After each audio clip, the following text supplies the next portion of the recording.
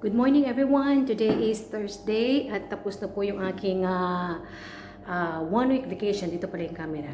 1 week vacation, so I need to go back to work.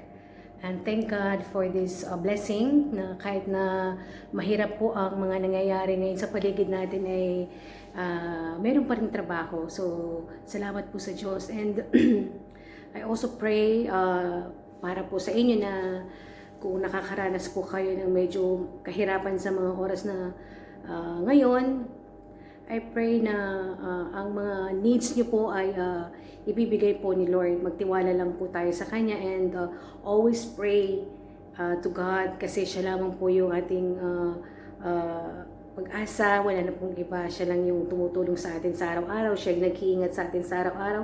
Siya yung nagpapala sa atin sa araw-araw. So, God is blessing us to be a blessing to others. So, ingat kayo. Thank you and thank you for watching this video, all my videos. And marami pa po akong isi-share ng mga recipe sa inyo. Katulad po ngayon, I prepared our baon, our lunch for today. It's chicken fillet or breaded chicken. So, panoorin niyo po yun and I hope po na meron po kayong matutunan sa mga recipe na sinishare ko po sa inyo. Muli po maraming salamat. Thank you very much, family and friends. Take care and God bless. Always pray. Wala pong imposible sa ating Panginoon. All things are possible with God.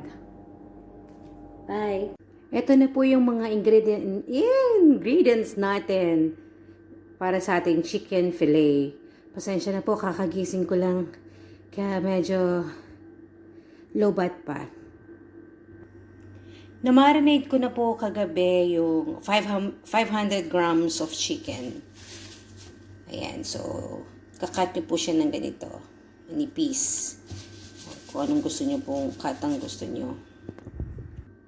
Guys, meron akong Hoisin Sauce. Special Chinese sauce po ito. Na mga incheck, syempre. Pero kung wala po kayo nito, okay din po ang oyster sauce. So, tinry ko lamang po ito. Masarap po siya, sweet and salty. So, kaya for today, ito yung ginamit ko.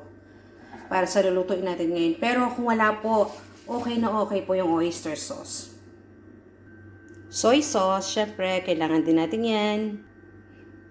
We need also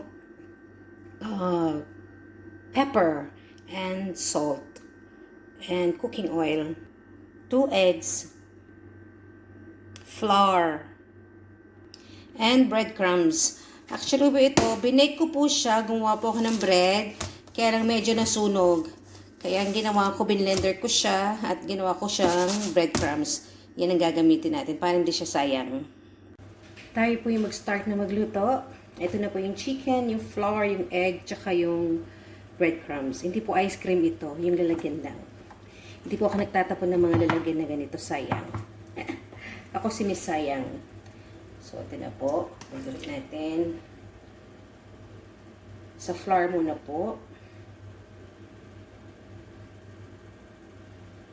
Then, sa egg.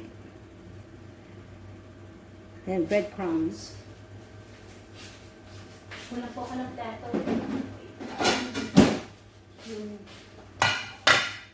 Yan.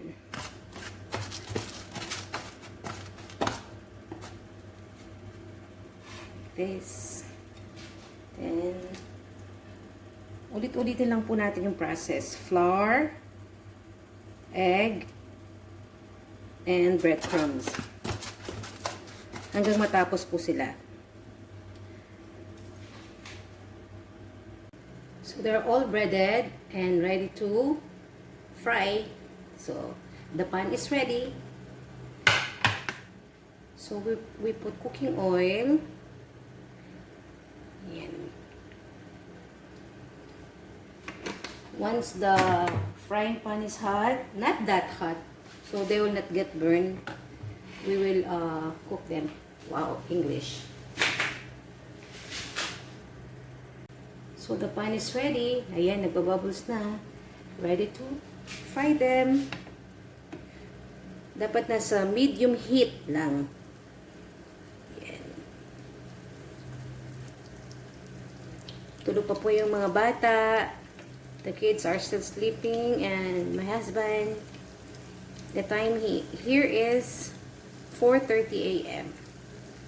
So I have to wake up early to prepare food because my husband also have work. So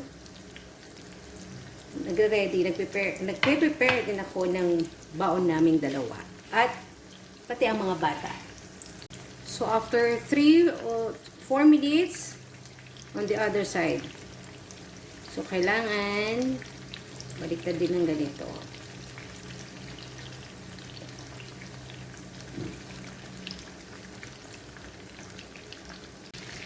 So they're cooked. Ito yung first batch. Lalagay ko na sa baunan ng asawa ko, di ba? Ang sweet. This is for my husband's lunch. Here. More. And then the sauce of this breaded chicken or chicken fillet is tomato ketchup with soy sauce. Try it. It's good. It's delicious. Okay, next batch. 1, 2, 3, 4, 5, 6, 7.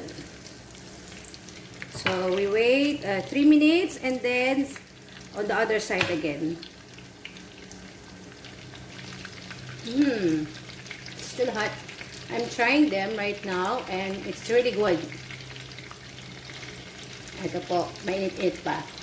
Yum. So more rice. It is really good. You know, the taste of that Hoisin Sauce, it's really good. It's like you are in Japan or in China or in Korea. I don't know. It's really good. Try it. Guys, if you want to know where I got this Hoisin sauce, I bought this in Lulu supermarket here in Bahrain. I think all over Gulf, Middle East, there is this Hoisin sauce. So the price of this in BD is 1.4 BD. So in peso, in Philippine money, it's around 150 pesos. Try this. It's really good. So it's all cooked, the breaded chicken. So this is for my husband. This is mine. And for my kids, for our kids, Jessica and David. But I'm still waiting for the rice to be cooked. So thank you guys. I hope you learn a new recipe from me. And I love sharing my recipe to you. So keep watching my video. And God bless everyone. Stay safe. Thank you. Bye.